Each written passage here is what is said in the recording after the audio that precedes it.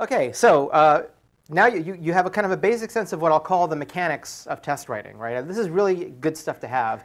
The concept of a unit test, of testing just one behavior, of grouping those tests according to functionality and by context, of using mocks and stubs to really isolate the behavior under test from the collaborating classes. These are fundamental concepts and ideas about testing that you're going to use over and over. I don't care what language and framework you use. This is the same vocabulary. All of the same concepts apply. So here's another concept that applies, which is the concept of when are you done testing? So one way you know when you're done testing is the release date comes. That's not my favorite way of determining when testing is done. A very crude measure, which is completely static, is you could look at the number of lines of tests divided by the number of lines of code, and it might surprise some of you to learn that that ratio is often greater than 1, or it should be greater than 1, that there are more lines of tests than there are lines of code. And it shouldn't be that surprising, right? Because a given chunk of code, first of all, there's many behaviors about that chunk that you would want to test, and each behavior is its own test. Second, there's usually one way that a chunk of code can be correct and many ways in which it can fail, so you want to be testing the ways in which it can fail. So you start putting these together and you realize, actually, it wouldn't be surprising if there were more lines of tests than lines of code. We need to exercise the code in a lot of different ways. And for production systems, this number is, it may be a factor of 10. An extreme example is SQLite has 1,000 more lines of tests than it does lines of code. But admittedly, a lot of that is because it has to test all these cross-platform special cases. So a better question, instead of saying, when are we done, is you could say, how thorough is my testing? And there's a few different ways that we can look at it. We won't talk about formal methods today. We're going to talk about them a little bit later. But we will talk about coverage measurement, which is, again, pervasive no matter which tools you use. And like all the tools in a discipline like this, we could either use it tastefully or we can misuse it. So let's talk about measuring coverage. What does it mean to measure the test coverage of this very simple class? I've got two methods here called foo and bar. As you can see, the foo method sometimes calls the bar method with different arguments. So what are different statements we could make about the test coverage of this class? The simple one, most simple one we can think of is we've called every method. So we called the foo method at least once. I don't know which branch of the if statement we took, but at least we called it, right? The code in the if method, in the foo method, is not totally dead code.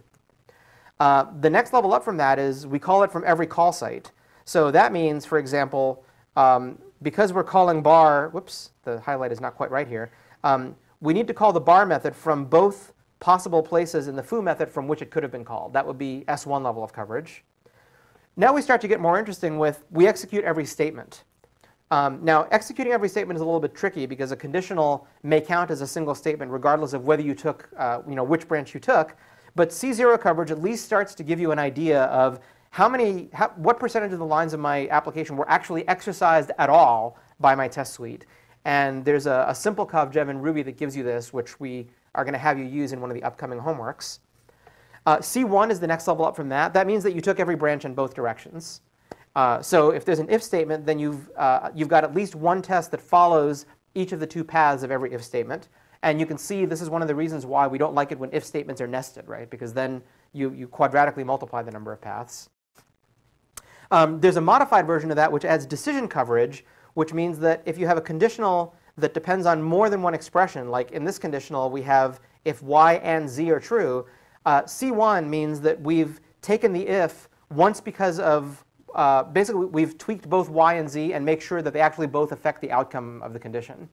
So it's a more granular form of condition coverage because we're also looking at the way that the condition is evaluated and making sure that all the different ways it could be evaluated that could lead to a difference in behavior have all been checked.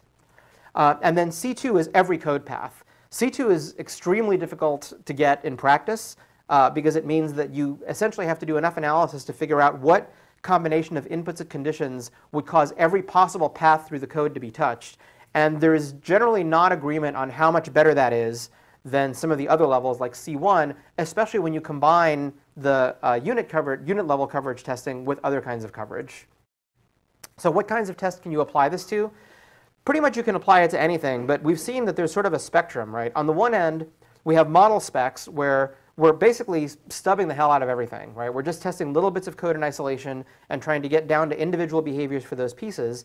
At the other extreme, we've got things like cucumber scenarios, which exercise the whole app, but they only touch a few possible code paths, right? Any one cucumber scenario is going to touch a very small fraction of the total code and exercise that fraction of code in the smallest number of possible ways.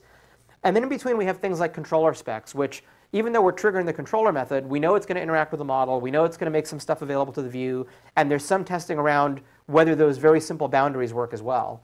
So in general, what happens at each end of the spectrum? Unit tests tend to run really fast. Cucumber scenarios, as you may have noticed, are not quite as fast. Unit tests can have very fine resolution, right? Because you have so much control over mocking and stubbing, you can exercise paths through your code that require an unusual set of conditions to all be the case, because you can set all those things up using mocks and stubs, whereas the resolution of the integration level test is pretty coarse, because you're making high-level statements about how the app is stimulated. That means that anything that you would want to set up in the test that would control how the test goes, you've got to be able to set that up essentially from almost a black box point of view, which is much harder to do. And consequently, that means that it's easier to boost your coverage with these low-level tests, because if you find lines or methods that are not being exercised, because you can use mocks and stubs so carefully, you can essentially handcraft test cases that will go ahead and hit those corners, which is much harder to get right when you're doing integration level tests. And as a general rule, that means that when you're up here, you're mocking a lot, and you're often mocking out the very interfaces that are between the classes, right? We mocked out the interface between the controller and the model class. We mocked out the interface between the controller and the view by just asking, did you assign this variable? And conversely, when you're down here, you're using very few mocks, so the interfaces are very important. So what this really takes you to is you need to have a holistic way of thinking about tests. And I don't know if they use those words in software engineering courses back east, but this is California, so we could say words like holistic when it comes to software.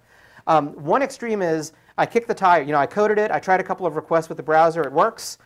Sadly, this is not that far from how a lot of people do their integration testing today. But the other extreme is just as bad, that until I have 100% C0 coverage and all green, then we're not ready to ship. The truth is, somewhere in between is a level where you'll feel comfortable because the coverage has told you what parts of your code are severely under-tested or untested. Similarly, some people obsessively focus on unit tests because you can get more detail, they're more thorough. Some people obsessively focus on integration tests because they're more like what the customer will actually do, and after all, you're building this for the customer. But the real opportunity is that each will find bugs that the other misses, right? Integration tests are more likely to find bugs across interfaces or gaps in the UI that you hadn't thought about. Unit tests are more likely to find bugs with special code paths that may be very hard to get to be exercised from the customer's point of view, but when they happen, you would want to make sure that you know how your app is going to react. So, given that, we can ask the question, which of these is poor advice for a TDD developer? Mock and stub early and often when you're doing unit tests. Aim for high unit test coverage. Sometimes it's OK to use stubs and mocks even in your integration tests.